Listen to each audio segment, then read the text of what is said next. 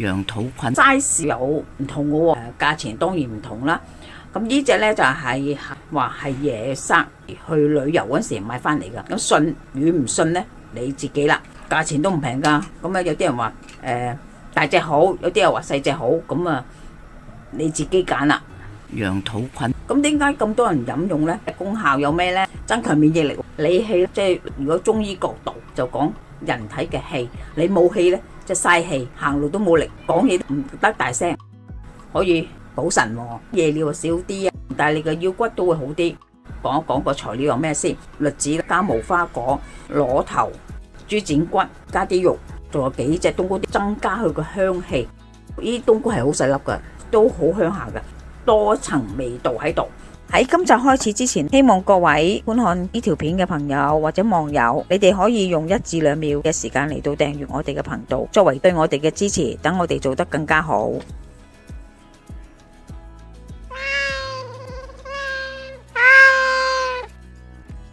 阿媽廚房浸一啲羊肚菌都有啲沙嘅，咁我哋沖先浸啦。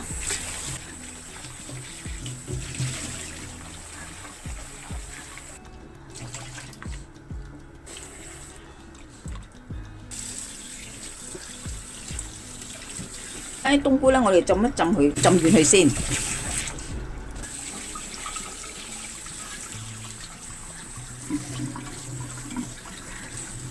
我倒起咗啲水，咁我都摸到咧有少少沙。浸羊肚菌水咧就要翻底嗰度，就唔好要。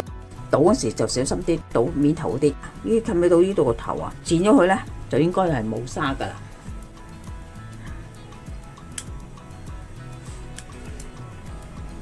摸下，唔覺有沙，再沖洗一次。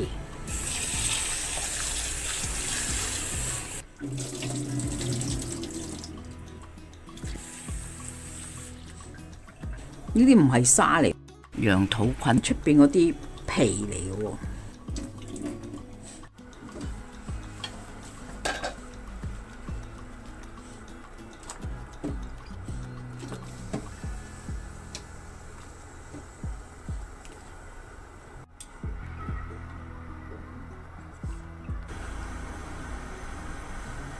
血水就出咗嚟啦，我哋就可以過水。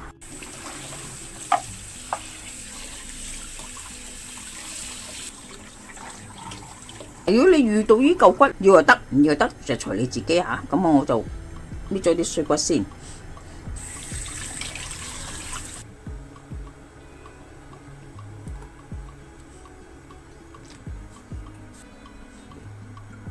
螺頭係海產嚟嘅，有啲腥腥地味。先前就已經放片薑落去一齊出水，劈咁啲腥味。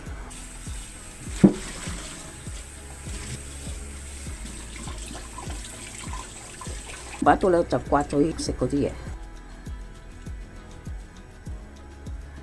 有個葉搣咗佢唔要，切開螺頭先，去入邊內臟啲污糟嘢。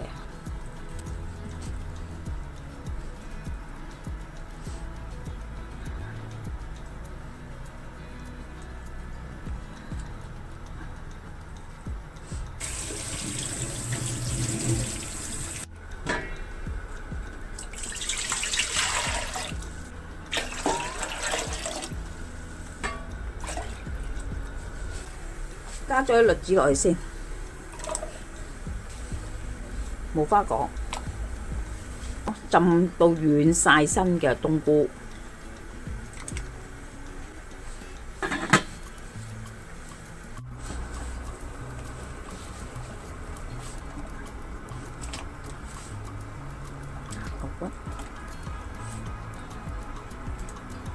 牛肚菌始終都係涼涼地，加上豬肉頭咧啲腥味嘅，加個薑落去啦。而家落啲響螺，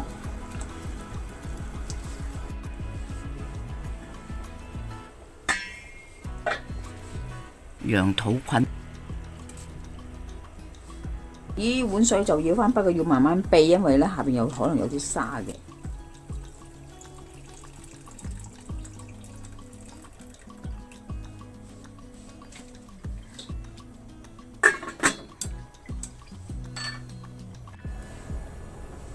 啊，啲湯都煲好啊，啲色水已經有啲濃嘅感覺啦，熄火啦。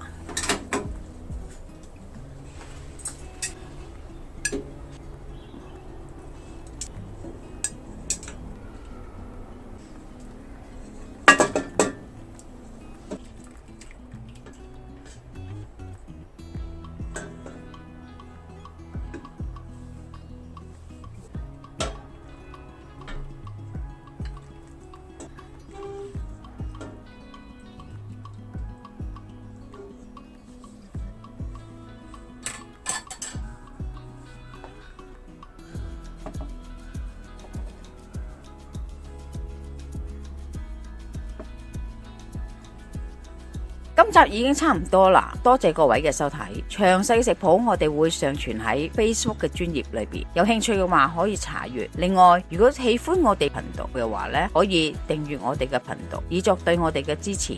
希望大家喜歡，我哋下集再見啦，拜拜。